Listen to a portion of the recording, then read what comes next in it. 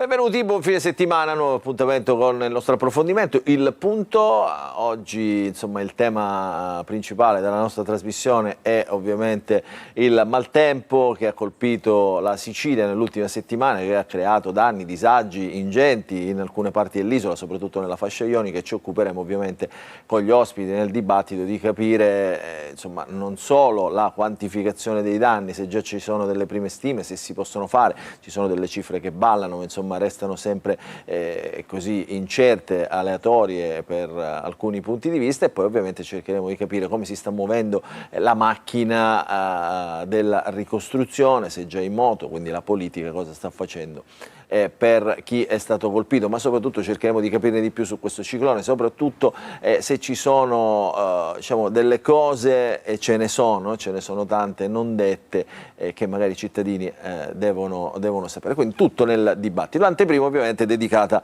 al maltempo con il nostro Totò Caligo, le nostre vignette. Ciao Totò, benvenuto. Buongiorno, buongiorno a tutti. Buongiorno a te. Allora Totò, oggi settimana, insomma raccontiamo una settimana difficile tutta sul maltempo, questo ciclone Harry, insomma all'inizio è stato un po' sottovalutato, no? Le solite allerte meteo, diciamo il solito allarmismo in qualche modo, però in effetti insomma meno male che ci sono state queste allerte, perché così non ci sono stati danni e soprattutto vittime. Danni sì, vittime no, per fortuna. Cioè danni tanti, sì, in effetti. Ehm, Però bisogna cominciare anche a prendere coscienza di questo clima che cambia e che diventa sempre più tropicale, perché non è mai successo qua una cosa così devastante. Allora, vediamo come le racconti con le vignette questo ciclone Harry. Allora, un po' ironiche e anche alcune no. Dunque, qua ci abbiamo Tsusaro, Tsupippu e un tsunami, Un tsunami perché insomma che è arrivato ora. la zona costiera, quella più colpita, con le mareggiate e onde altissime che hanno praticamente sormontato anche le sedi stradali, a volte distruggendole. Un tsunami, detto. Andiamo avanti. Va bene, andiamo avanti. Questo ciclone chiamato Harry Harry. è da noi arrivai, Arrivai, nel arrivai. senso che Arrivai, è quello arrivai, poverino là con l'ombrello che non ci basta manco a ripararsi dalle che goccioline, non basta, cioè, che non basta. magari si aspettava una cosa un po' più delicata. Eh. Prossima Va vignetta. bene. E poi appunto chiovi, nel senso che da noi chiovi e piove, ma in questo caso è una Sicilia ferita, almeno quella orientale, perché insomma tutta la costa, abbiamo visto le immagini, è stata Sì. letteralmente devastata. Da Messina a Siracusa, insomma, fino alle porte del Ragusano, insomma, è stata colpita tutta. Oggi in trasmissione sentiremo anche tanti sindaci che già ovviamente da qualche giorno si sono mossi per ripristinare un minimo di normalità nei loro comuni, però insomma è vero, quella costa che abbiamo visto insanguinata nella tua vignetta racconta perfettamente, insomma anche geograficamente, dove si colloca i danni di questo ciclone. Prossima vignetta. Perché poi anche noi da buoni italiani arriviamo anche alla farsa rispetto a tutto questo, e c'è il famoso video di Cateno De Luca che viene travolto dalle onde e dice: di solito io l'onda la cavalco, in questo caso è stato travolto dall'onda. Questo è Cateno De Luca, no? Il sindaco di Messina, poverino, insomma anche lui ha avuto danni nella sua frazione diciamo di mare, no? Mazzeo, poi Leto Ianni, insomma in tutte quelle zone là, Giardini Naxos, che sono ovviamente tutti i comuni della fascia messinese, sono stati colpiti gravemente, non a caso le visite delle istituzioni proprio in queste ore in quei luoghi per capire bene di che cosa si tratta. Insomma Totò, questa è brutta storia quella di questa settimana, brutta storia. Andiamo a vedere, c'è ancora un'altra vignetta? Direi. È un'altra brutta storia perché Qua cambi praticamente completamente, dal maltempo sì, ma questa notizia di ieri a alla Crans Svizzera. Montana, sappiamo cosa è successo il 1° gennaio, e uno dei proprietari il proprietario del locale dove è successa la strage La Costellation. è, è fuori, la giustizia l'ha fatto Su uscire, qui c'è cauzione, tra una l'altro. giustizia. su cauzione, e qui c'è la giustizia che va a fuoco. Strano, perché non mi aspettavo questo dalla Svizzera. La Svizzera, insomma, non ci si aspettava questo comportamento, no? Un po' squilibrato. Vabbè, vedremo come finirà, speriamo che tutte le famiglie delle vittime e insomma, i feriti possano avere giustizia dalla giustizia svizzera, dalla magistratura svizzera. Totò, noi ci vediamo la prossima settimana. Speriamo. Eh, Speriamo con argomenti più divertenti. più divertenti, insomma, ma meno male che non ci sono state vittime, guarda, veramente, perché sennò avremmo raccontato Ah, tutta, assolutamente. tutta un'altra storia, quindi questo è il lato positivo, insomma, di questa vicenda, di questa Se settimana. posso vorrei lodare anche il presidente del Catania che ha fatto un appello, farà una partita di beneficenza proprio per donare a chi ha avuto dei danni dei soldi, insomma. Sì, una raccolta insomma fondi per diciamo, chi è stato colpito. All'interno della trasmissione di oggi quindi vedremo chi sono quelli che sono stati colpiti, come saranno risarciti, se saranno risarciti, quando saranno risarciti e soprattutto vedremo anche come si stanno riorganizzando le comunità, cosa sta facendo la politica, ci sono tanti fondi in ballo, vediamo dove andranno, a chi potranno finire e a chi non dovranno finire. Tutto questo nel dibattito che si aprirà subito dopo la sigla con la nuova puntata del Punto.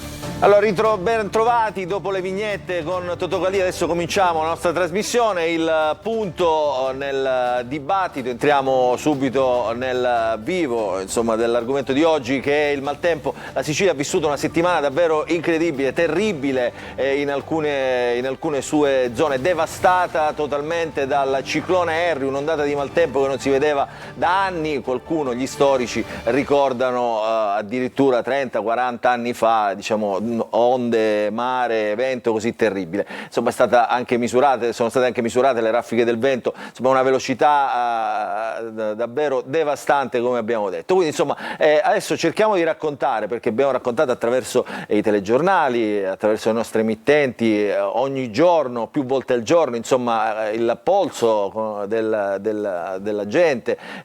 Abbiamo visto con le immagini i paesi, le strade, addirittura le piazze devastate. Adesso si comincia a fare la conta dei danni ed entreremo dentro questa conta dei danni per capire davvero cosa c'è dietro. C'è un balletto di cifre che già è cominciato, queste cifre che sono aumentate di giorno in giorno, eravamo partiti da 500.000 di danni, poi 750, 1 miliardo, adesso siamo oltre il 1 miliardo di euro e sembrano cifre diciamo, destinate al rialzo, perché ogni volta diciamo, manca sempre un tassello, manca sempre qualcosa. Lo faremo ovviamente con ospiti qualificati, titolati a parlare, sentiremo anche il polso delle popolazioni attraverso i sindaci, ci sono un sacco di contributi, quindi insomma partiamo con una copertina che ci aveva preparato il nostro Alfio Ossino e poi entreremo nel dibattito.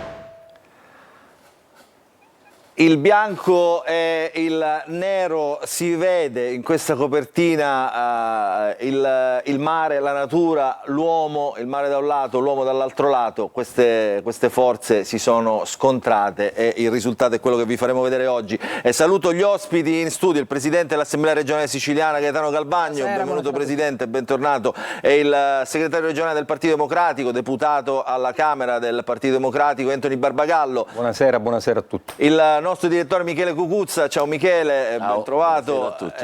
Saluto in collegamento Giusy Saverino, l'assessore regionale al territorio e ambiente, con la quale faremo dei ragionamenti che riguardano appunto, buon pomeriggio assessore, appunto che riguardano questa materia molto spesso messa in secondo piano, spesso diciamo così snobbata. E invece guardate che cosa sta succedendo con una materia con la quale dobbiamo fare per forza i conti, così come stanno facendo i conti con il territorio, l'ambiente, la natura, la devastazione del ciclone Harry. I sindaci, saluto Roberto Barbagallo, sindaco di Acireale.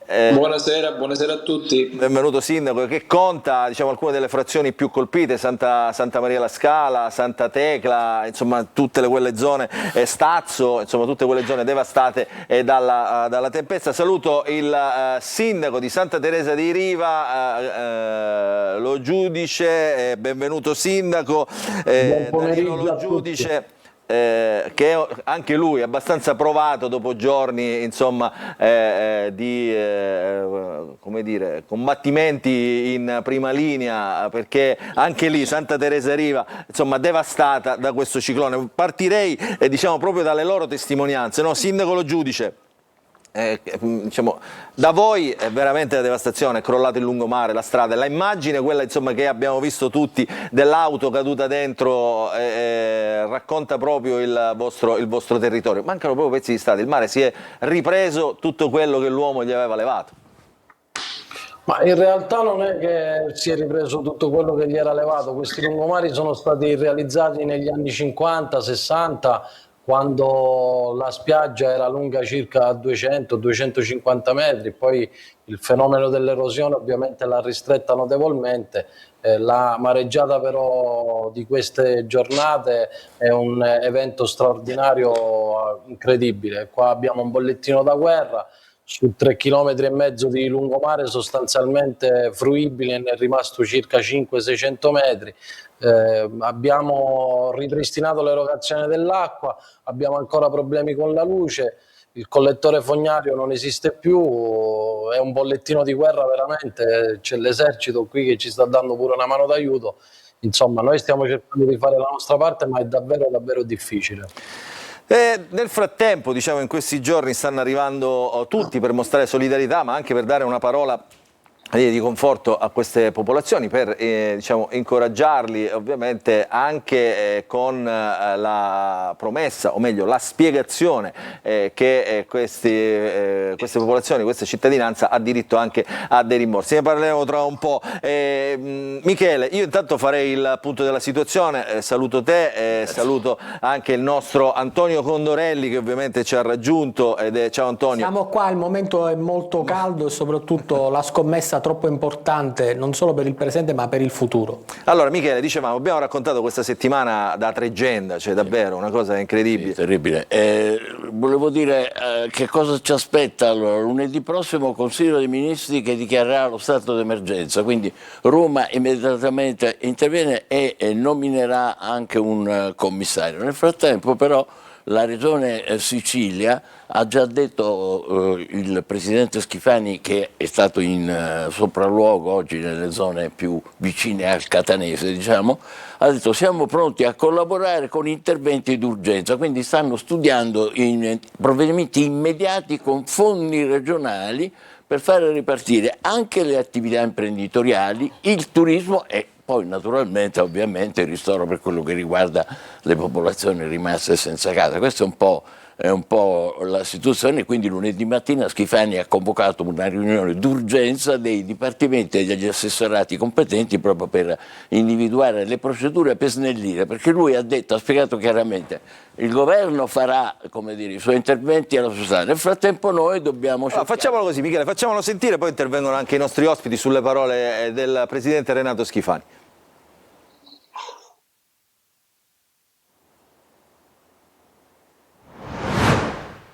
Le priorità sono la ricostruzione prima di tutto ancora l'eliminazione dallo stato di emergenza, quelle situazioni di stato di pericolo che mettono in pericolo stesso la incolumità di uomini e poi persone e cose.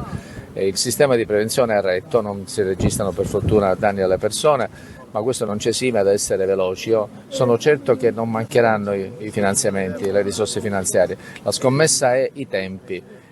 Noi siamo pronti a fare la nostra parte. Ieri il Premier ha voluto anticipare il Consiglio dei Ministri a lunedì e questo è un grandissimo segnale di grande importanza che ci incoraggia molto. Il quadro di reperimento delle risorse ce l'ho in mente. Adesso lavorerò molto su regole interne all'amministrazione regionale per velocizzare i tempi per l'autorizzazione al ripristino di lidi, stabilimenti balneari, tutti quegli interventi che hanno bisogno di autorizzazioni regionali. Farò di tutto perché siano i tempi immediati. Vigilerò anche sulla mobilitazione della stessa burocrazia regionale che ogni tanto ho bacchettato. In questo caso deve dare prova di grande responsabilità e grande intelligenza. Occorrerà cambiare alcune regole, è chiaro che l'ecosistema è cambiato. 2 anni fa ho assistito a grandi incendi della Sicilia perché è cambiato il grande caldo e i grandi venti dello scirocco che hanno devastato la Sicilia, prima non c'erano, e adesso cambia anche il meteo marino. Occorrerà una pianificazione che metta in sicurezza tutte quelle zone costiere abitate, metterle in sicurezza di fronte a questo pericolo di grandi mareggiate che prima non c'era. Allora, Assessore Savarino e poi Presidente Galvagno, io faccio una premessa, dico noi siamo un po' abituati a prendere sotto gamba, diciamo almeno fino a ieri, tutti questi allerta meteo, tutte queste predisposizioni fatte preventivamente, ovviamente dalla Protezione Civile e poi da chi si occupa insomma, di leggere le carte del meteo.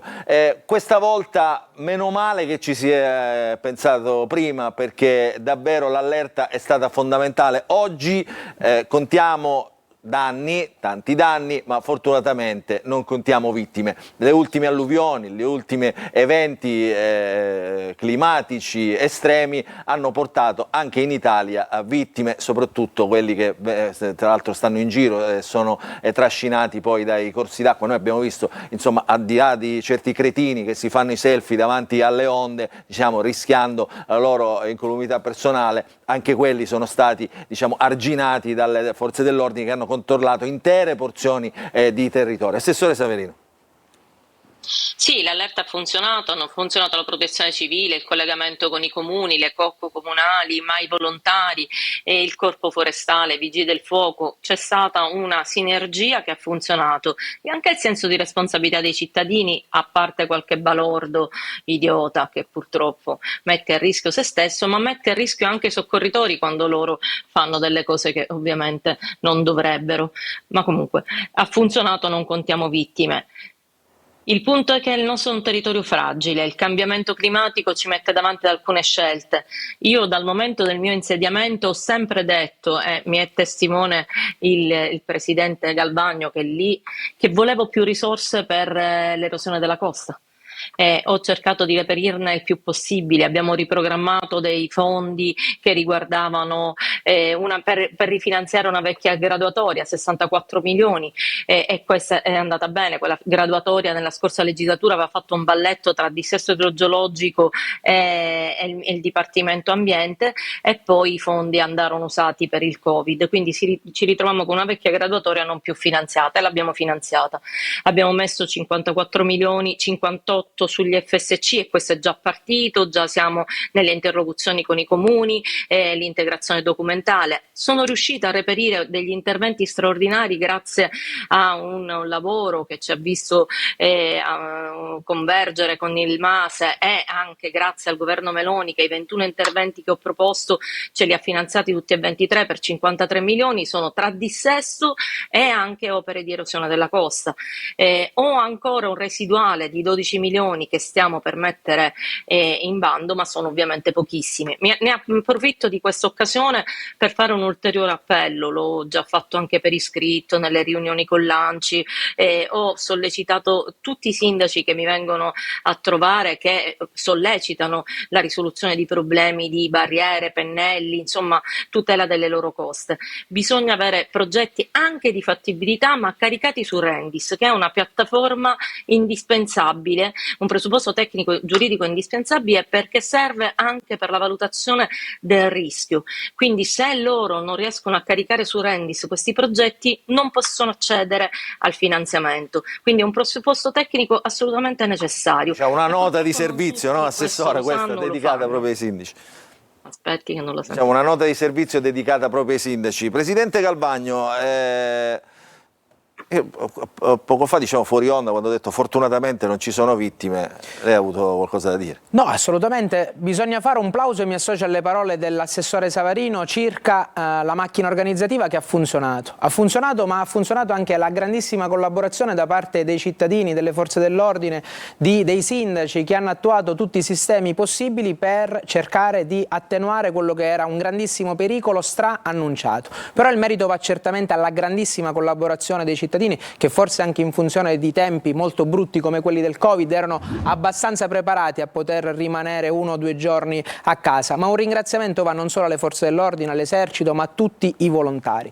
Permettetemi di fare però una nota magari dolente, di disappunto, e faccio un appello ai miei conterranei circa la solidarietà. Io invito tutti i conterranei siciliani ad essere altrettanto solidali quanto lo sono stati in questo momento altre regioni. Purtroppo non ho notato alcun genere di intervento, magari sarò stato io, da parte di altre regioni nei confronti della Sicilia e dei siciliani. Quando accade in altre regioni, subito numeri verdi, numeri azzurri, numeri di ogni colore e grandissimo sostegno da parte dei siciliani, che sono sempre più generosi e sono disposti a levarsi anche il pane dalla bocca per aiutare gli altri. Chiederò al Presidente della Regione di istituire un numero verde e mi auguro che tutto quello che non è stato fatto sino ad ora e la solidarietà che non c'è stata mostrata, o almeno ai miei occhi sino adesso, possa esserci nelle settimane successive, perché il tema è non soltanto di natura economica, non ci prendiamo in giro, che la quantificazione sia 1 miliardo, poco più o poco meno, sono risorse che comunque l'onorevole Barbagallo, che ha grande esperienza ed è conoscitore dell'Assemblea regionale siciliana, sono cifre che difficilmente potremo reperire se non con fondi che sono extraregionali. Pertanto, se serve un'autorizzazione da parte dello Stato per utilizzare FSC, piuttosto che fondi europei, piuttosto che altro, anche per parlare in maniera spicciola, perché la gente se no da casa non percepisce quello che vogliamo dire, al netto delle questioni economiche c'è una questione procedurale. O c'è un commissario con dei poteri speciali, o noi non faremo altro che perdere tempo, stanziare delle risorse, possibilmente far arrivare questi soldi con le procedure fra 2, 3 o 4 anni a chi avrà un ristoro, e non si può fare. Il commissario da Roma o commissario da Commissario da Roma, non vogliamo saperne proprio nulla, non vogliamo fare diventare anche il commissario quello che può essere uno strumento politico. Se ne occupasse un organo terzo, a noi interessa semplicemente che si possano adottare tutte le procedure urgenti affinché ci sono delle categorie. Perché ci sono i comuni che hanno grandissimi problemi, Santa Teresa di Riva forse è il comune che è nelle condizioni peggiori, Letojannia, Cireale e tanti altri. Poi c'è la questione relativa a chi? Ai cittadini, alle case, ai privati. Poi c'è una questione relativa a tutte le attività commerciali, e nella fattispecie delle attività commerciali ci sono i balneari. Ma c'è qualcuno che si è posto la domanda del fatto che, al netto dei soldi che può dare il governo nazionale o il governo regionale, questi signori cosa faranno? Cosa faranno? Investiranno ancora, sapendo che domani mattina probabilmente, vista e considerata la Bolkestein, possibilmente dovranno ritornare le chiavi o non lo dovranno fare? Quindi attenzione, serve grande confronto, serve grande lucidità. Il Porto Rossi di Catania è assolutamente devastato, c'è una situazione drammatica, quindi cerchiamo di fare squadra tutti. E poi Barbagallo da Cireale che racconta un po' di cose, anzi prima gli facciamo vedere delle immagini da Catania. Anch'io vorrei iniziare congratulandomi col sistema di allerta che ha funzionato, in particolare con i sindaci che hanno fatto un lavoro straordinario, lo dico da chi conosce il mestiere. Ora c'è da rimboccarsi le maniche, io ho fatto pure qualche sopralluogo, ho le immagini stamattina che mi hanno commosso di questi volontari, Danilo a Santa Teresa di Riva, un gruppo WhatsApp con migliaia di persone, ragazzi che spalavano fango, provavano ad aiutare le persone più anziane a ristabilire, a mettere insieme le cose a casa. Ora i siciliani siamo chiamati a dare il meglio e la politica è chiamata a fare la sua parte.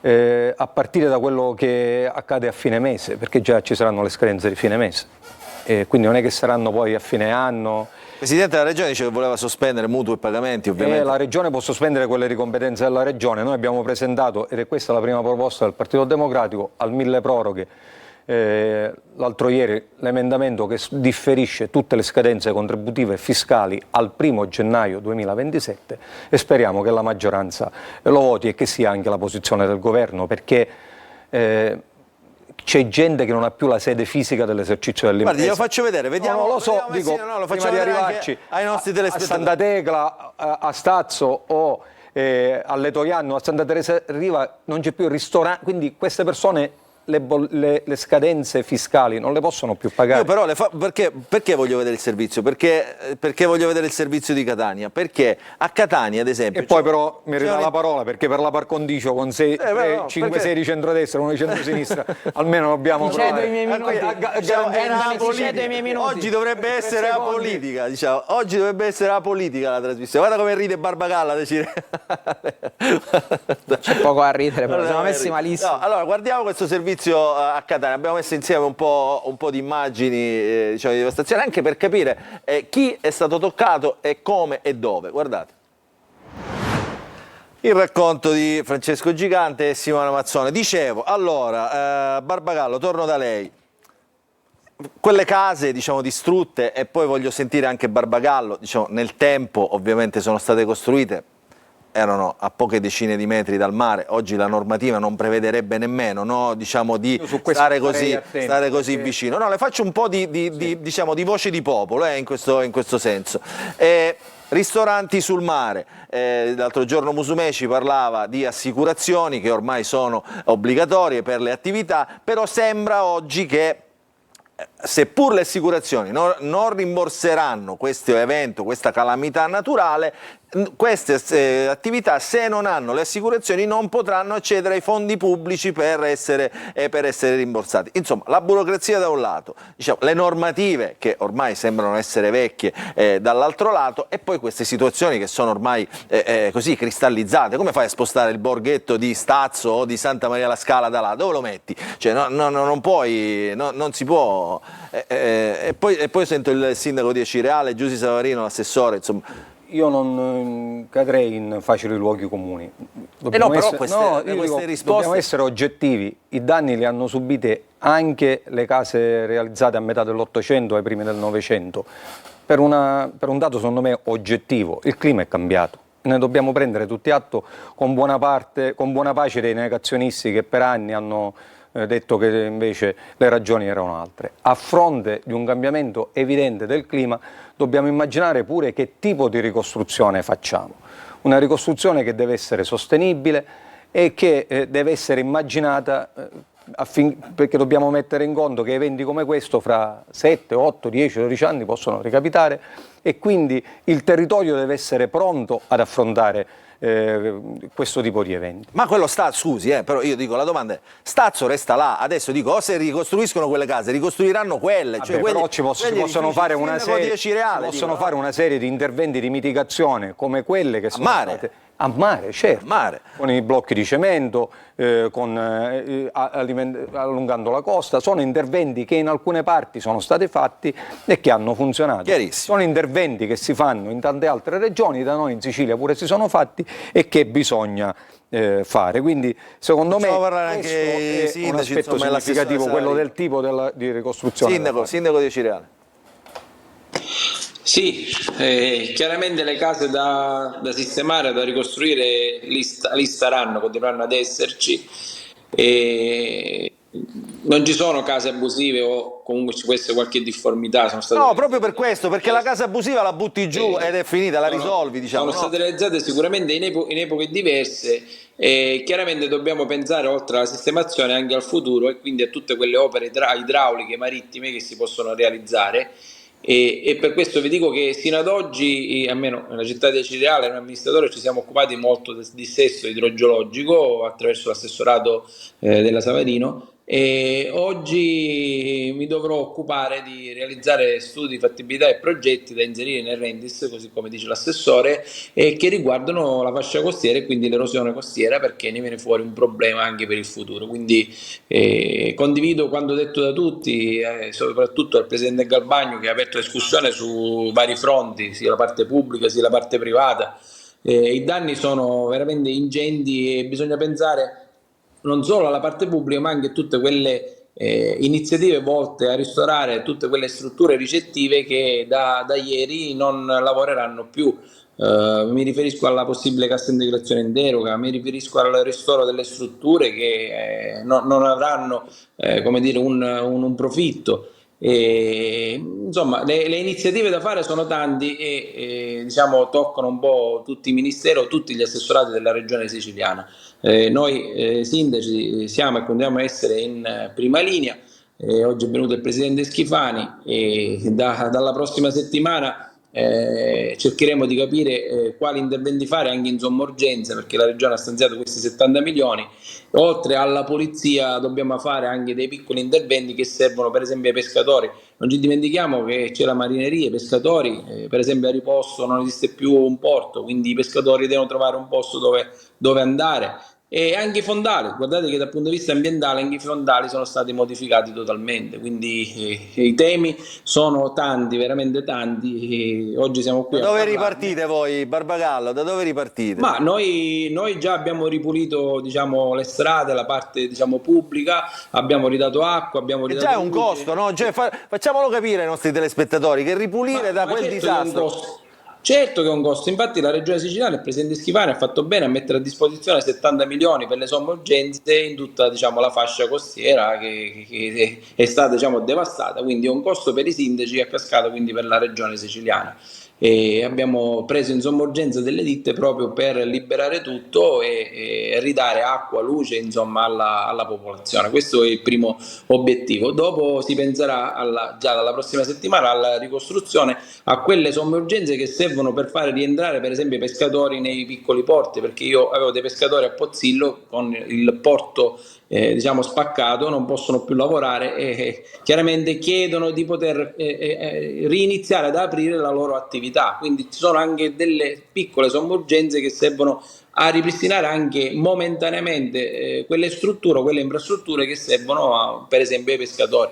Allora Michele, non so se avete domande per il sindaco Antonio Condorelli o per l'assessore, insomma così poi li saluto, insomma, perché alterniamo anche le altre voci. Accenderemo un riflettore anche sulla zona di Noto oggi, che è una delle zone, diciamo, della quale si è parlato poco, ma essendo in estensione territoriale molto ampia, diciamo, anche quella parte del sud-est della Sicilia è stata colpita. C'è tutta Scusami la zona... Luca, se ne è parlato anche poco della questione degli agricoltori, perché attenzione, è un altro tema. Io sono di Paternò, ricordo che Paternò ha un grandissimo sviluppo per le arance, ma ci sono moltissime campagne che sono alluvionate e non c'è un euro in questo momento, quindi serve una quantificazione reale tanto per loro anche quanto per gli agricoltori. Quindi in quello che sarà una ricognizione generale è giusto fare una riflessione non solo su Noto ma su tutti i comuni colpiti. Quindi, mi scusi Presidente, i 70 milioni di cui parlava prima il sindaco sono già... Sono già nelle disponibilità. Il Presidente della Regione, ma credo ne possa dare atto anche l'onorevole Barbagallo, si è subito prodigato per immettere 70 milioni di euro in quelle che sono le somme urgenze, e così come ha ben detto il sindaco Barbagallo, Barbagallo, hanno loro la possibilità di poter attingere a queste, sono già nelle disponibilità. Già il Presidente della Regione, che ho sentito, vorrebbe che l'Aula si potesse esprimere affinché ci possa essere una variazione di bilancio per poter aggiungere delle risorse che devono essere sempre immesse per il territorio. Quindi ci auguriamo che ci sarà, ma sono sicuro, perché se c'è stata l'unanimità su altre questioni sono molto convinto che ci sarà anche su un momento tragico come quello di adesso. Condorelli. C'è un problema molto serio. Noi Aspetta Antonio, scusa se ti interrompo, se c'è una domanda per il sindaco di Acireale o per il sindaco di Santa Teresa, diciamo, se no poi andiamo in pubblicità. Nel frattempo saluto ovviamente qualcuno, perché dai sindaci vogliamo sentire la testimonianza. Oggi ne abbiamo coinvolti tanti, quindi dobbiamo anche diciamo, alternarli nella presenza in trasmissione. Quindi, domanda secca, se temono la pubblicità, se temono quello che possono essere gli effetti della burocrazia, perché se ogni comune spezzetta in 10-15 lotti gli interventi da fare, consideriamo 300-400 km di costa siciliana danneggiata,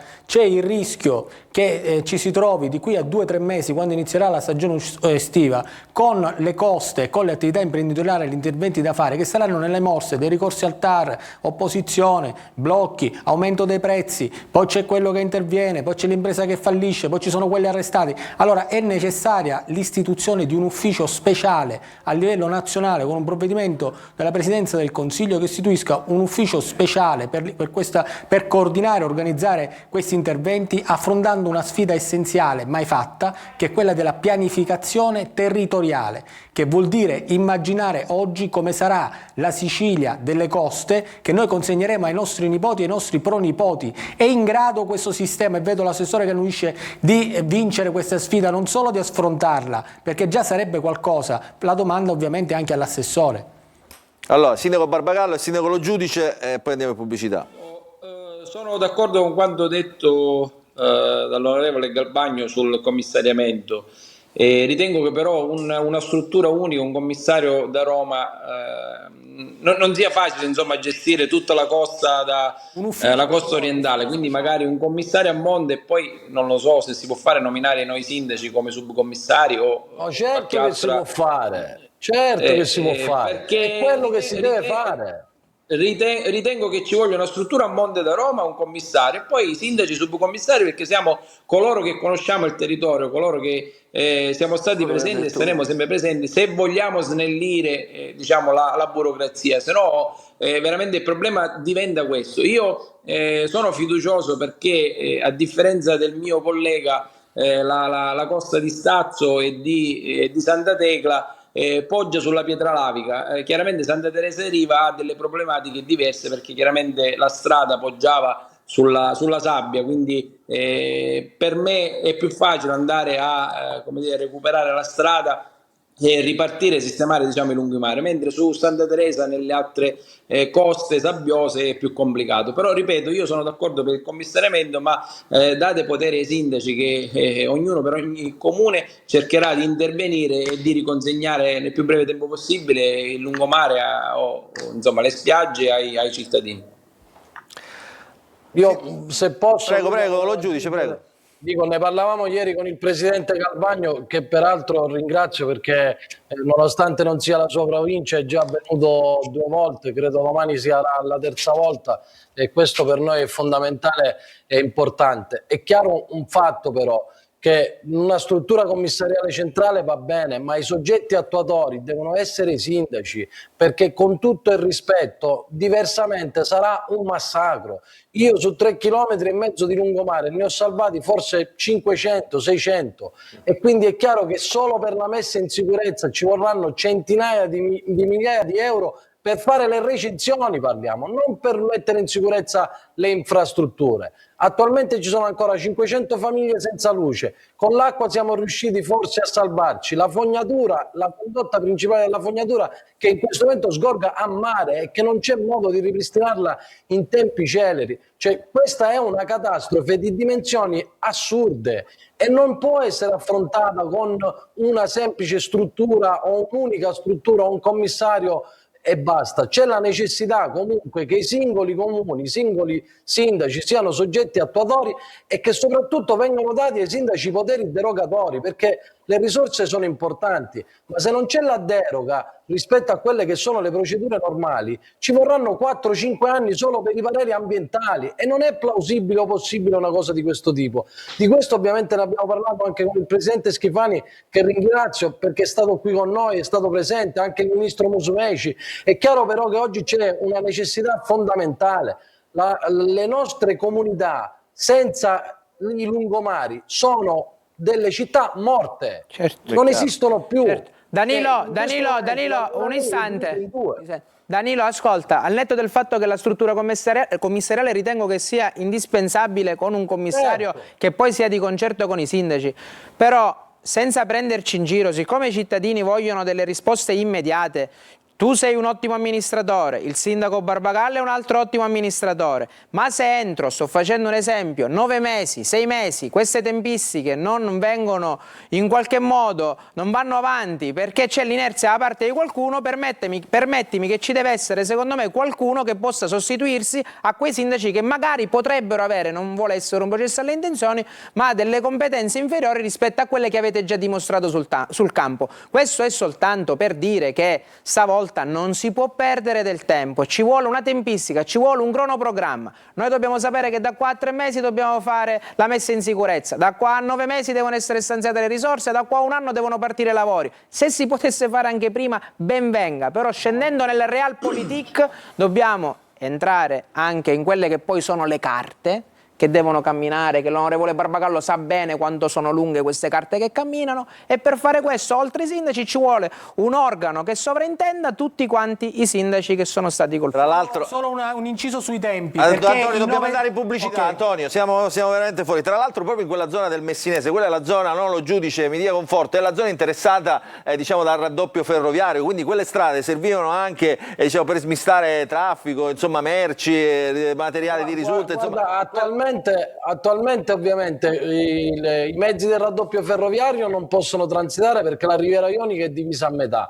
Da me per esempio i mezzi pesanti transitano soltanto in direzione Messina-Catania, ma noi abbiamo la ferrovia che è interrotta da Messina a Catania per circa 6-7 settimane, non sarà fruibile. Gli autobus di linea che non possono passare neanche perché comunque non ci sono strade dove farli passare, per cui questo è un bollettino di guerra. Io concordo con quanto diceva Gaetano, ovviamente, è chiaro che ci vuole una regia, ma è chiaro, mi passi il termine, che il culo brucia a noi sindaci, perché noi siamo quelli che viviamo le comunità e che abbiamo la necessità e sappiamo ovviamente quelle che sono le esigenze, le emergenze che dobbiamo affrontare, e quindi secondo me la possibilità di nominare soggetti attuatori, i sindaci, che quindi possono intervenire nelle comunità che rappresentano e che amministrano, è fondamentale, con una regia unica fatta da una struttura commissariale anche a livello nazionale, ma comunque i sindaci non possono essere dei semplici spettatori, altrimenti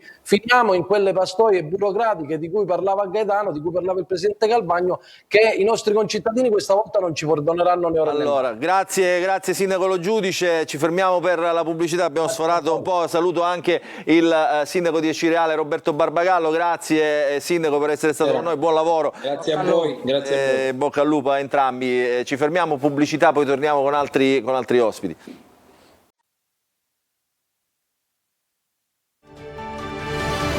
Rientriamo in diretta con la nostra trasmissione di oggi, approfondimento sul maltempo, ovviamente su tutto quello che ha lasciato il ciclone Harry in Sicilia. Allora, vedo altri ospiti, nel frattempo risaluto qui presenti il Presidente dell'Assemblea regionale siciliana Gaetano Galvagno, il Deputato nazionale del Partito Democratico Anthony Barbagallo, il nostro Michele Cucuzzi, direttore, l'assessore regionale al territorio e ambiente Giusy Savarino, che risaluto, e poi vedo il Sindaco di Noto, Corrado Figura, benvenuto Sindaco. Ciao Luca, ciao. Eccolo qua. Allora, abbiamo parlato. A tutti. Allora, tra un po' collegheremo, ecco, vedo che si sta preparando anche il sindaco di Roccalumera, Pippo Lombardo, altro territorio diciamo colpito. Vabbè, lo sistemiamo. Allora, Barbagallo diceva poco fa, l'onorevole Barbagallo diceva, noi dobbiamo fare i conti ormai con questa emergenza. Abbiamo sentito il professore Mulder, che è un professore dell'Università di di Catania che ci ha spiegato insomma velocemente che cosa è successo. È professore di ecologia ed emergenza climatica. Sentite il professore Mulder. Quello che abbiamo visto con Harry è solo un esempio di un evento climatico estremo dovuto al surriscaldamento globale. Tenete presente che negli ultimi 5 anni, 3 anni sono quelli più caldi registrati finora. Tenete presente che alcuni accordi molto chiari, quali quelli del Trattato di Parigi del 2015, non sono stati mantenuti, e tenete presente che le anomalie termiche nel Mediterraneo nel 2024 nella parte orientale e nel 2025 nella parte occidentale non sono mai state precedentemente così marcate, così evidenti. Automaticamente tutta questa elevata energia si traduce in questo tipo di eventi burrascosi, di questi uragani, di questi medicains che diverranno sempre più frequenti. Normalmente uno se li aspetta in autunno dovuto alle elevate temperature estive, ma intanto le temperature sono così particolarmente elevate che l'energia continua a causare questo tipo di eventi perfino in pieno inverno, e se non facciamo qualcosa di concreto diventerà solo peggio. E questo è il professore Christian Mulder, professore di ecologia ed emergenza climatica all'Università di Catania. Io guardo Michele Cucuzza, guardo il termometro del nostro smartphone che tutti abbiamo. Oggi Catania segna 16 gradi, siamo a fine gennaio, quindi insomma... Siamo in inverno. Siamo in inverno, le temperature dovrebbero essere... È un nodo... No, Michele. Cambiamento climatico. Però io vorrei fare 2 osservazioni. Ho sentito Schifani poco fa, il presidente Schifani diceva occorrono nuove regole e non c'è dubbio che sia così, però contemporaneamente Legambiente, non ho motivo di dubitare della correttezza delle loro rilevazioni, dicono in Sicilia il cemento illegale ha ridotto di 1/3 il suolo che va a 300 metri di distanza dal mare, quindi praticamente 1/3 nei 300 metri è occupato da roba che non ci dovrebbe essere.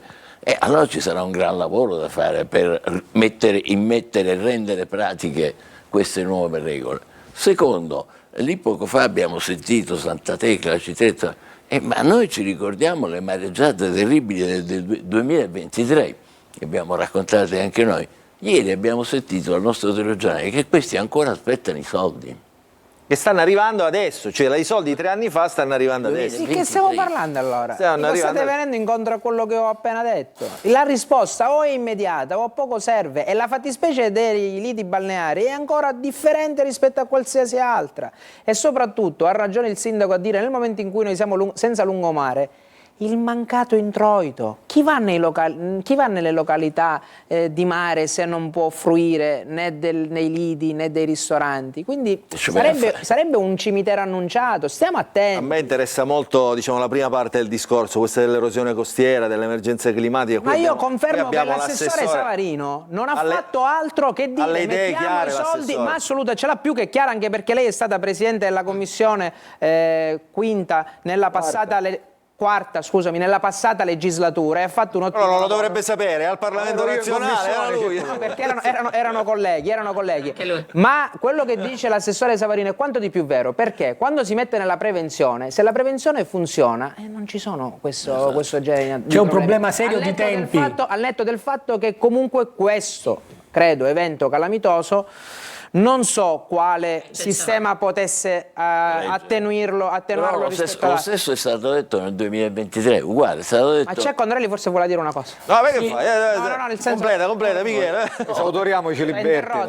No, non preoccupate, immagini, a Giuseppe Santa Tecla, che il mare ha distrutto tutto con le mareggiate, è stato detto, mai visto nulla del genere. Nel 2023 dice? Sì.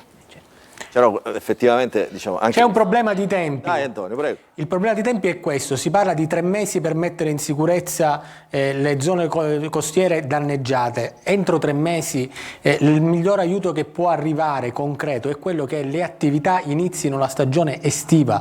L'obiettivo da raggiungere non è recintare queste zone distrutte in 3 mesi, è rendere fruibili, consentire agli imprenditori di riaprire la saracinesca, consentire ai lidi balneari a cavallo del ponte del 25 aprile di poter essere operativi.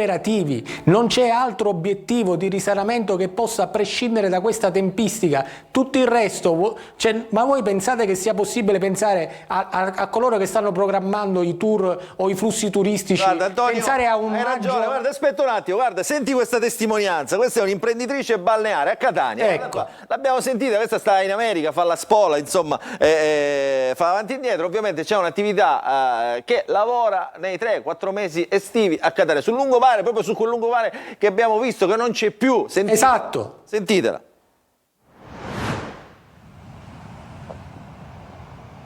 Il mio stabilimento balneare è stato completamente distrutto dal ciclone Harry. In poche ore ho perso il lavoro di tanti anni, sacrifici, investimenti e sogni. È stato tutto spazzato via. I danni sono enormi, difficili da calcolare e il dolore è molto forte. Vedere oggi solo le macerie dove c'era ciò che avevo costruito con tanta fatica mi fa sentire tanta rabbia e un senso di impotenza. Come me, tanti altri proprietari saranno nella stessa situazione. Senza un aiuto concreto e veloce da parte delle istituzioni, per molti di noi sarà proprio impossibile aprire quest'estate. E questo sarebbe un disastro, ma non solo per noi imprenditori, ma anche per il turismo, per l'economia locale e per tutte le persone che lavorano con noi. Dopo una tragedia così servono risposte rapide e umane. Chiediamo umanità, aiuto e la possibilità di ricostruire e continuare a lavorare. Lei è Alice Urtiaga, imprenditrice e titolare appunto di uno stabilimento sulla scogliera di Catania. L'ha intervistata per noi la nostra Simona Mazzone. Antonio, velocemente. Velocemente, c'è una questione centrale, solidarietà all'imprenditrice, ma c'è una questione domanda secca per l'assessore Savarino.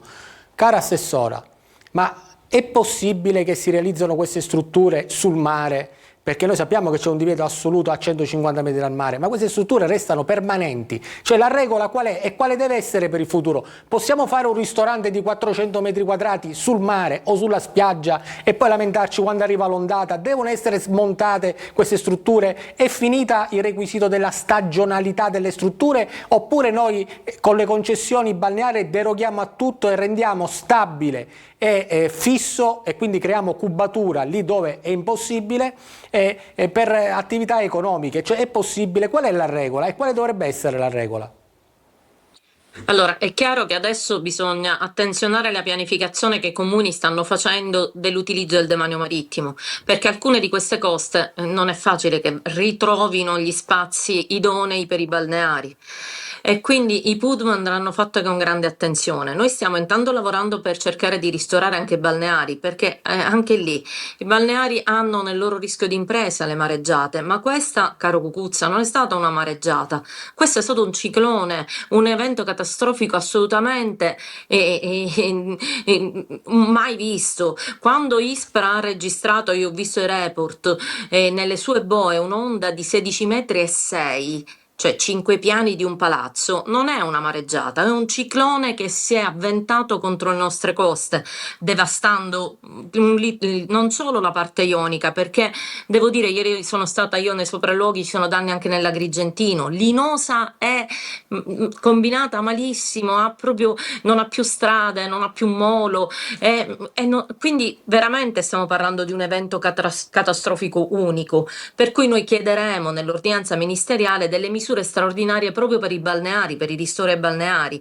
Ma vanno smontate le strutture oppure le strutture sono fisse? No.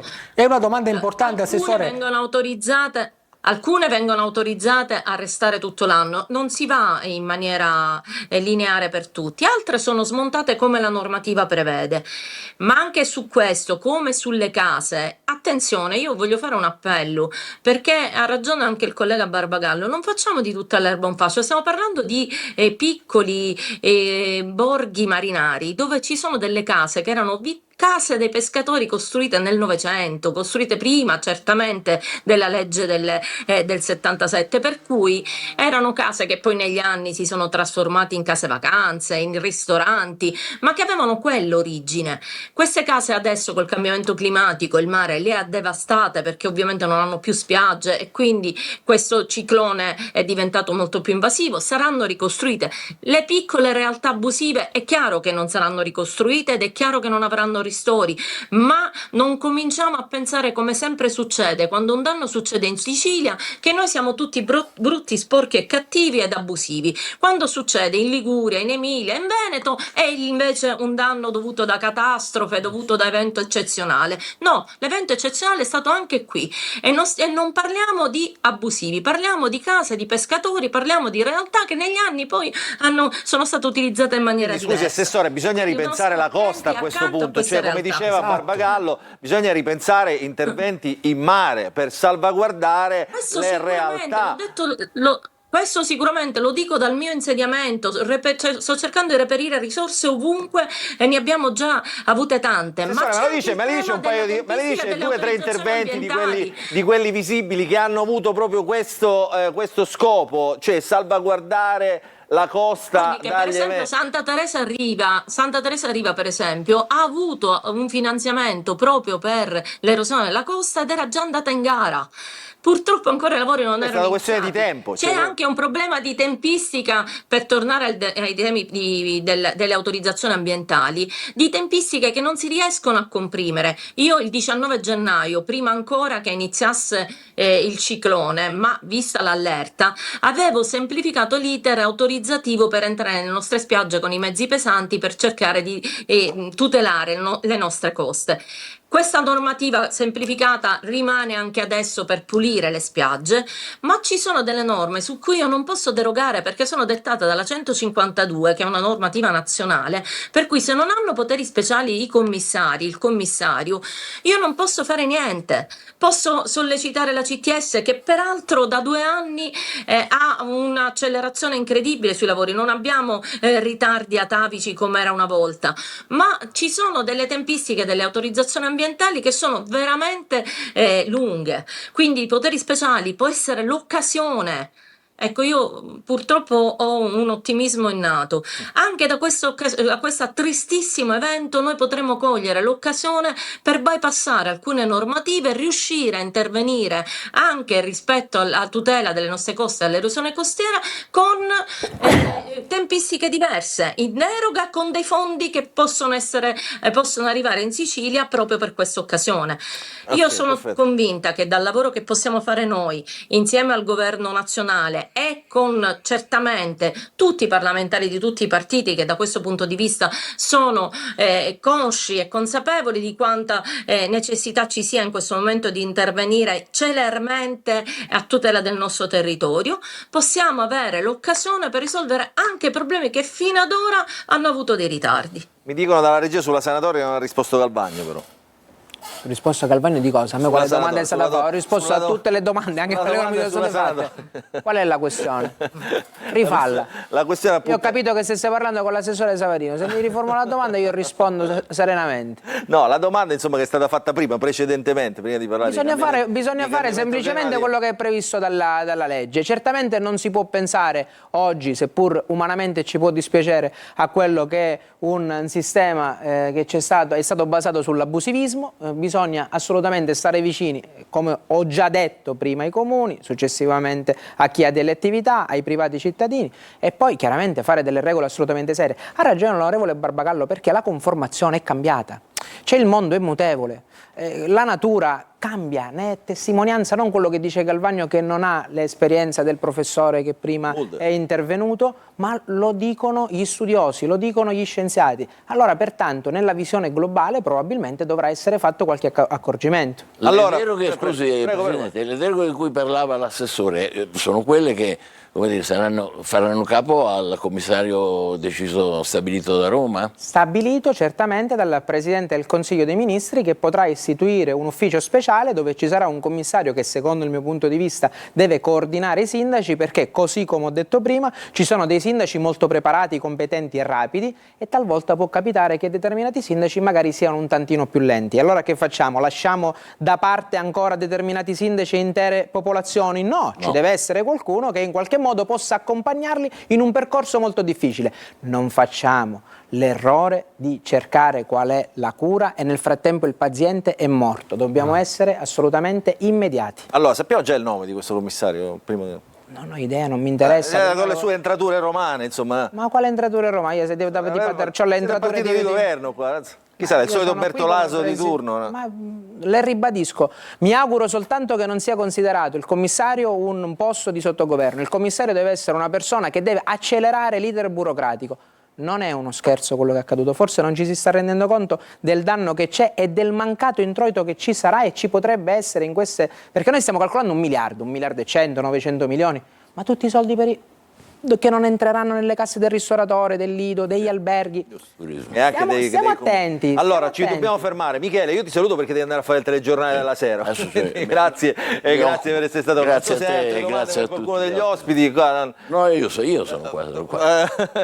È così, insomma. Allora, ci fermiamo, pubblicità, recuperiamo un po' di tempo che abbiamo lasciato indietro con i nostri obblighi. Ritorneremo subito dopo. Vi facciamo sentire, anzi, vi facciamo vedere Noto, la condizione di Noto, insomma, che diceva anche un'altra zona abbastanza colpita, il Siracusano, quindi Messina, Catania, tutta la fascia ionica, Messina, Catania e Siracusa.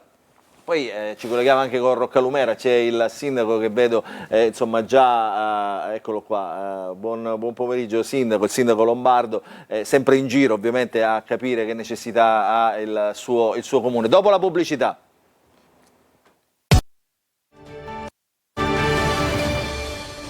Rientriamo in diretta, allora saluto, ci ha raggiunto l'onorevole Ruggero Razza, europarlamentare di Fratelli d'Italia. Ho trovato i soldi per l'emergenza maltempo, li prendiamo dall'Europa, adesso ci spiega come. No, non è una banalità, È un tema. Fate fermare un attimo il sindaco Lombardo, il sindaco di Roccalumera, lo fate fermare, eccolo qua. Sindaco, si fermi un attimo, eccolo qua, sindaco. Adesso vediamo. Sono fermo, buon pomeriggio a tutti. Non si ferma mai, sopralluoghi continui, no, su Roccalumera. Noi abbiamo 3 chilometri di lungomare, io li sto percorrendo avanti e indietro dalla notte del ciclone. Quanto ce n'è danneggiato? Allora, strutturalmente 0 metri. Noi abbiamo praticamente, adesso che ve lo faccio vedere, io mi sono spostato anche sul lungomare, per farvi vedere proprio come ha tenuto il nostro lungomare, perché è stato realizzato negli anni 80 con un criterio che ha retto a un ciclone, quindi noi abbiamo ancora il muro intatto, ora ve lo faccio vedere, addirittura anche con i parapetti, con le ringhierine che sono rimaste intatte. L'acqua però è passata, insomma, ha danneggiato un po' tutte le strutture, le cose che ci sono sul lungomare. Allora, vediamoci i danni del maltempo a Messina. Sono qua, Dio. Eccolo qua. Allora, sindaco, resti connesso e poi andiamo a Noto anche, che c'è il sindaco Figura che ha ascoltato, insomma, anche l'assessore regionale Giusy Savarino. Il servizio con i danni del maltempo a Messina.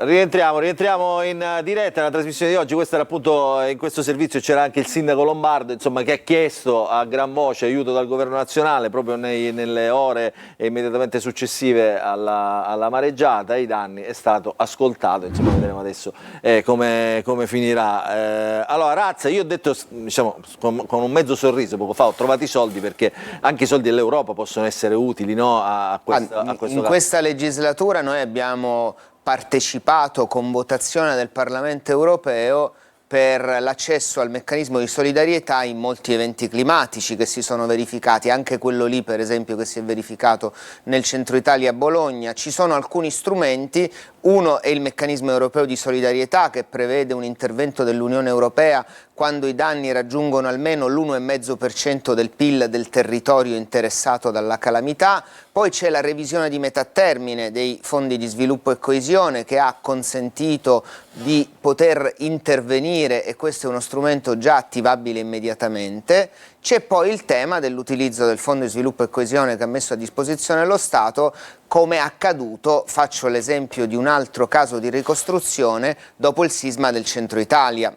Perché noi oggi che cosa avremo dal punto di vista procedurale? Lunedì il Consiglio dei Ministri delibererà lo stato di emergenza per un tempo che mi auguro sia, lo dico anche per i sindaci che sono intervenuti, il quanto più breve possibile, perché da questa legislatura l'onorevole Barbagallo lo ricorderà, è stato approvato il codice della ricostruzione che finalmente, su iniziativa del ministro Musumeci, ha consentito di fare in modo che non esistano più le ricostruzioni eterne e che ci siano delle regole specifiche. Dentro il codice della ricostruzione ci sono tutte le deroghe possibili e immaginabili per poter intervenire. Era una norma lungamente attesa per il governo Meloni, era una priorità perché chi lavora sulla prevenzione deve anche determinare delle regole per i casi come questo in cui si verificano delle enormi criticità.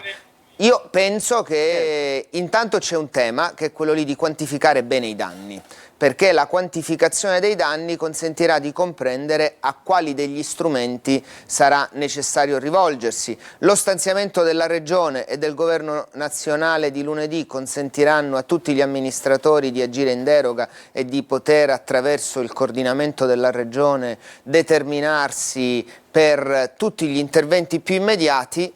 Ripeto, meno sarà il tempo dello stato di emergenza, prima potrà partire la ricostruzione. Allora, Noto, eccola qua, dov'è?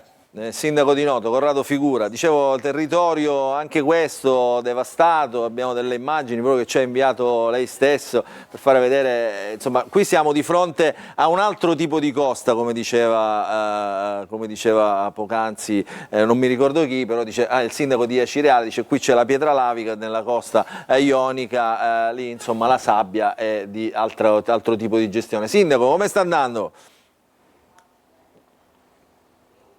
Naturalmente considera, Luca, che noi abbiamo 18 chilometri di costa. A questo aggiungi che Noto è il territorio più vasto della Sicilia e il quarto d'Italia. Noi abbiamo avuto danni non solo nei 18 chilometri di costa, ma anche nelle zone montane. Siamo dovuti intervenire proprio senza diciamo fermarci un istante. Abbiamo girato tutto il territorio e continuiamo a girare tutto il territorio proprio per mettere in salvaguardia non solo le zone costiere ma anche le zone montane. Noi abbiamo, proprio per rendervi conto del problema, abbiamo 6 ditte, quindi oltre 7 ruspe che stanno lavorando a Calabernardo per mettere in sicurezza la viabilità e anche l'incolumità pubblica di tanti cittadini. Abbiamo altre 3 ditte che stanno lavorando in Contrada Spinazza, 2 ditte che stanno lavorando a San Lorenzo, 3 ditte che stanno lavorando in Contrada Castelluccio. Quindi oggi il tema è l'intervento immediato da parte del Comune è stato forte, anche perché dobbiamo agire, come diceva il dottore Condorelli, non soltanto nel ripristinare i luoghi e rimetterli in sicurezza, ma anche prepararci da qui a 3 mesi a mettere in condizioni i nostri territori di essere dei territori pronti ad accogliere. Tra l'altro lo dico a tutti, questo territorio, diciamo, che c'è stato aggiungere altro danno. Così dice, scusi Sindaco, dicevo a tutti, questo è il territorio, diciamo, la zona, insomma, quella di Noto, ma ovviamente tutto il sud-est dell'isola è il territorio in questo momento più appetibile da parte dei flussi turistici. Questo territorio è quello che probabilmente in Sicilia destagionalizza meglio, perché è una, diciamo, sfruttano il turismo diciamo, da aprile abbondantemente fino a poche settimane fa, quindi insomma, no? Barbagallo, insomma, lei voleva intervenire anche su altro tema, poi andiamo in pubblicità, prego. Io, anche perché il tempo stringe, volevo fare 3 appelli accorati. Il primo al governo nazionale. Anche nel tavolo di oggi è emerso, tutti chiediamo procedure veloci e semplici. Domani ci sarà il Consiglio dei Ministri. Io sono molto preoccupato perché siamo in uno Stato di diritto, non è che possiamo rompere le logiche delle procedure, via, vinca, eccetera. Quindi io invito il governo a valutare di adottare provvedimenti in deroga, come è accaduto per il ponte sullo Stretto, a proposito delle procedure ambientali, eccetera, che deroghino alla legislazione vigente e autorizzatoria, perché in Sicilia, lo ha detto anche l'assessore Savarino, prima è particolarmente farraginosa, quindi senza un intervento di questo tipo la ricostruzione sarà lunga. Il secondo appello al Presidente Schifani. Io credo che in questo momento la Regione è chiamata a bloccare la spesa su quella vergogna delle mance e mancette, cioè liquidare in queste ore il tributo dei Pooh o la sagra del caciocavallo, riteniamo che sia un'offesa per coloro, come i sindaci in prima linea e i volontari della protezione civile, che stanno rascando il barile per trovare poche migliaia di euro per gestire le emergenze. Il terzo appello lo faccio al Presidente Galvagno. Martedì, io credo, Presidente, l'Aula non può non iniziare senza un confronto vero sulle emergenze e sulle spese ordinarie legate all'emergenza di quello che è in grado di fare la Regione a prescindere dal governo nazionale. Martedì pomeriggio, se iniziamo a parlare dei permessi degli enti locali e trattare il disegno di legge, credo che facciamo un grande errore nei confronti dei siciliani. Io credo che mai come adesso siamo chiamati tutti a dare il massimo e dobbiamo rompere tutti insieme questa logica dell'indifferenza, perché credo che è stata una sofferenza per tutti guardare i telegiornali nazionali e trovare la Sicilia catalogata all'ultimo titolo. Io credo che lo spirito della trasmissione di oggi, se diventa anche uno spirito parlamentare, noi abbiamo la possibilità per la prima volta di marcare la differenza rispetto a tanti errori del passato, come la gestione del terremoto di Santo Stefano o come la gestione di qualche calamità che è stata lunga e farraginosa. Allora, velocemente poi andiamo in pubblicità. No, semplicemente perché è giusto dare anche una risposta immediata all'onorevole Barbagallo.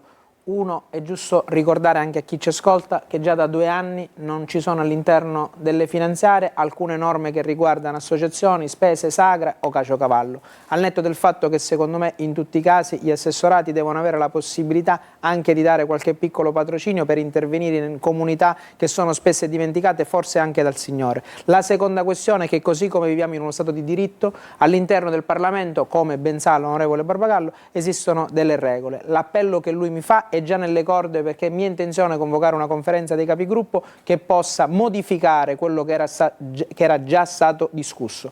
Però lui sa bene, tanto quanto me, che per questo passa comunque da un voto dei capigruppo. In terzo luogo, sottolineo che per quanto concerne le risorse, fosse per me e certamente per qualche altro deputato della Sicilia orientale, la volontà è quella di destinare tutto, non una parte, di quelle che sono le risorse ad oggi disponibili a quei comuni, a quelle attività commerciali, a quegli imprenditori agricoli che in questo momento sono in difficoltà. È chiaro che la mia sensibilità, che sono in questo momento parte coinvolta perché sono catanese, è differente magari dalla sensibilità di un deputato di un'altra provincia. Faremo certamente questo è un tema, però... questo è un tema, perché questa emergenza, diciamo, è vista con occhi diversi. No, noi dobbiamo dire le cose come stanno, se no poi ci confondiamo, perché i catanesi sono convinti che mi seguiranno nel ragionamento, i messinesi anche, i ragusani e siracusani probabilmente pure, non so poi nella Sicilia occidentale rispetto a quello che sta accadendo giustamente, perché anche loro, no, attenzione, ma non per male, ma anche voi perché dovete, anche loro accompagnarlo, ancora oggi stanno giustamente cercando di avere quelle risorse che nel passato per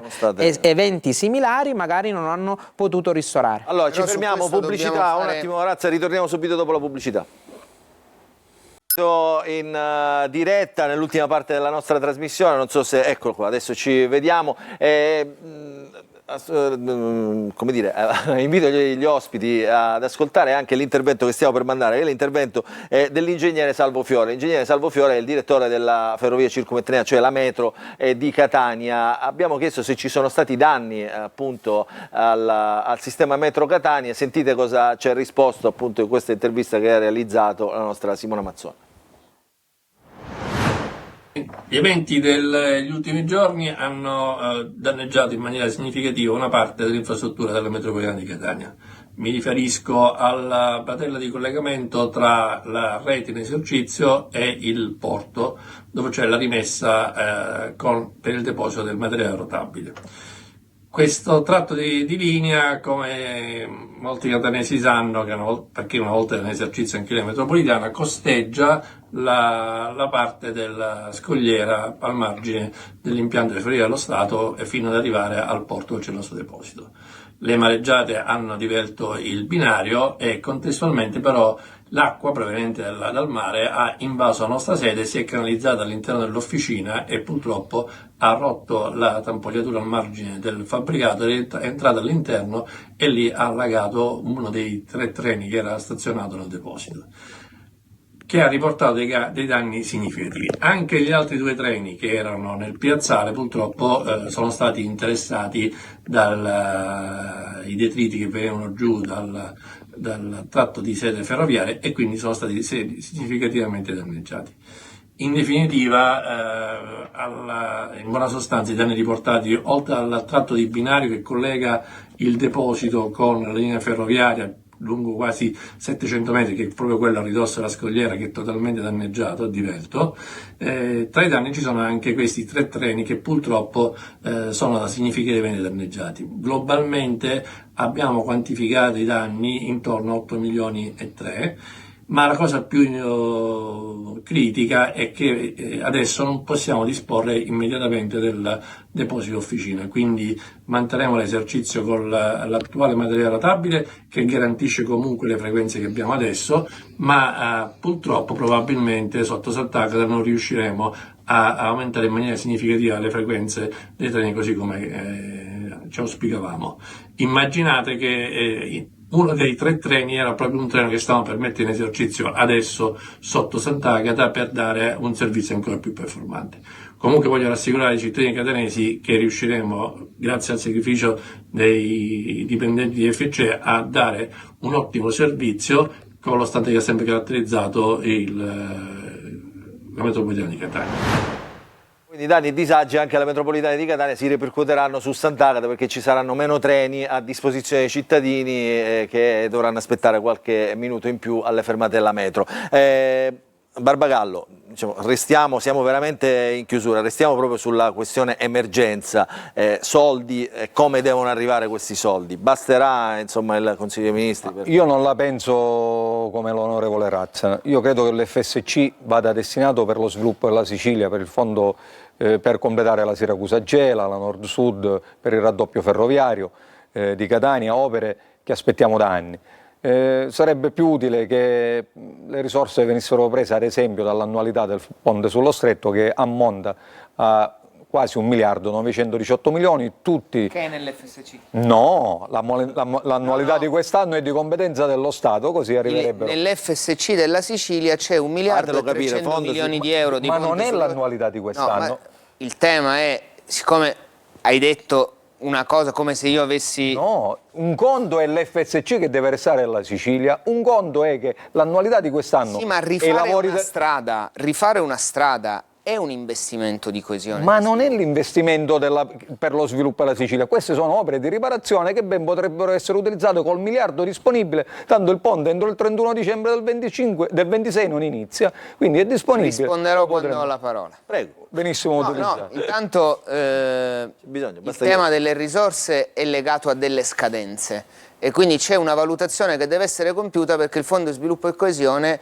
in questo ciclo di programmazione deve completare la realizzazione di tutti gli interventi dei 7 miliardi dell'accordo di coesione entro il 2028. Quindi intanto cercherei di capire se tutti gli interventi che sono immaginati all'interno del Fondo di Sviluppo e Coesione oggi vigente per la Sicilia possono completare la loro realizzazione entro il termine. Siccome ho la percezione, lo dico per esperienza anche passata, che magari questo non si verifichi, probabilmente piuttosto che far andare perse delle risorse o inseguire una spesa che oggi non c'è, ritengo che mettere Come a disposizione... funzionerebbe? Cioè, chi le la modica Scicli, che già è la modica Scicli non c'entra, non è che uno deve definanziare un'opera. Ma come funzionerebbe?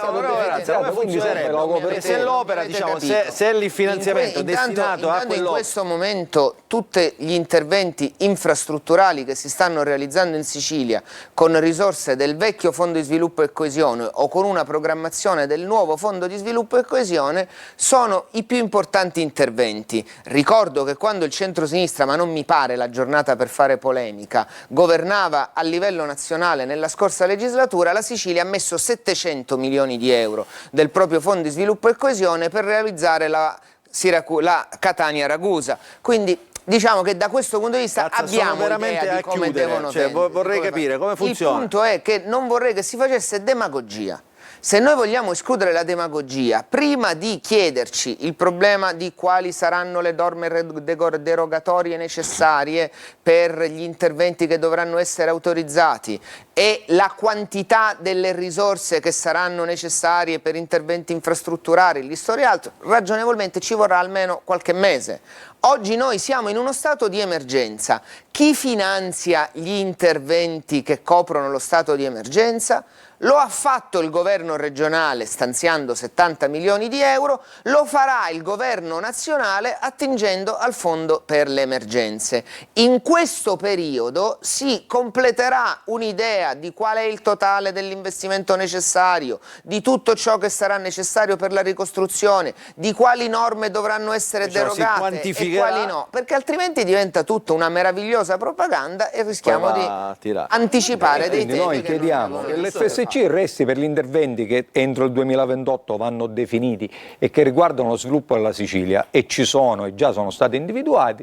Il miliardo del ponte lo destiniamo che è già disponibile. Vabbè, qua si apre un altro tema, un'altra polemica. Allora fatemi salutare il tema della fase in cui fatemi salutare di Barbagallo non fa più le manifestazioni per il ponte. Sindaco Lombardo, grazie insomma per essere stato con noi. Ma posso fare una battuta? Prego, anche due. Lei ha avuto pochissima parola, velocemente. Allora dico, alla fine secondo me abbiamo perso un'ulteriore occasione per fare squadra, perché ho visto che ci stiamo dividendo sulle proprie posizioni politiche a fare la gara a chi è più bravo o a chi trova le risorse prima dell'altro.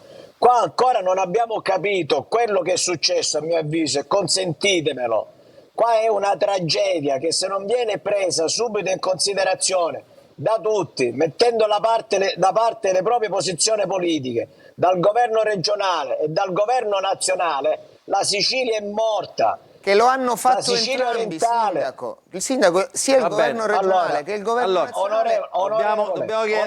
Onorevole Razza, mettiamo da parte le proprie posizioni politiche e facciamo squadra, perché qua stiamo facendo a gara chi è più bravo. Mettiamo da parte tutte, non mi riferisco a lei, onorevole Razza, mi riferisco a tutti.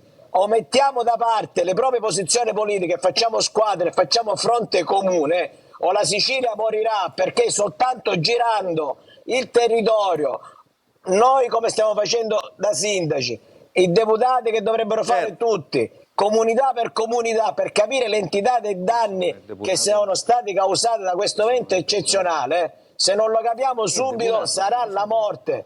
sia della Sicilia orientale, a seguire di tutta la regione. Ottimo appello, grazie Sindaco Pippo Lombardo, Sindaco di Raccolomera e Deputato regionale ovviamente con Sud Chiama Nord. Grazie al Sindaco di Noto, Corrado Figura, grazie Sindaco, in bocca al lupo per la sua Luca, voglio dire anche un'altra cosa, se mi consenti. Proprio 10 secondi. Sì, anche un altro aspetto è quello di avviare immediatamente quegli interventi a salvaguardia delle coste che già sono finanziati e sono progetti esecutivi. Quelli di cui parlava l'assessore Savarino. Di Noto ci sono 15 milioni di euro già pronti e dovevano partire a maggio-giugno. Invece se si può avviare tutto l'iter per accorciare questi tempi. E questo lo rimandiamo subito all'assessore Savarino. Grazie Sindaco Figura. Assessore, grazie, insomma ha recepito, ha dato anche le sue considerazioni. Noi abbiamo già chiuso una convenzione con il soggetto attuatore del dissesto per l'idrogeologico, perché hanno loro tempi più rapidi nel fare le gare, per cui consegniamo a loro i progetti e i finanziamenti e sono loro che così possono fare le gare. Ho sentito ieri l'ingegnere che è il soggetto attuatore del presidente Schifani, ha detto di dare priorità assoluta a tutte le opere che riguardano l'erosione costiera. E questo input lo dirò pure alla CTS per la fase autorizzativa. Nessuno resterà indietro. Grazie assessore Savarino, grazie. Si sta vedendo, così come quello del governo Meloni. Grazie anche all'assessore Giussi Savarino, assessore regionale al territorio e ambiente, grazie al nostro Antonio Condorelli, insomma questo è un temone. Grazie all'onorevole Barbagallo, grazie all'onorevole Ruggero Razza. Il punto tornerà la prossima settimana, grazie ai nostri telespettatori che ci hanno seguito sino a questo momento. In chiusura c'è l'appello del presidente del Catania, il presidente Pelligra, che ha visto tutto quello che è successo dall'Australia, da dove si trova in questo momento, e ha lanciato ovviamente, a parte lanciare una raccolta fondi al quale parteciperà proprio il Catania, ha invitato tutti, diciamo, a farlo in questo modo. Grazie quindi anche al presidente Pelligra. Noi ritorniamo la prossima settimana.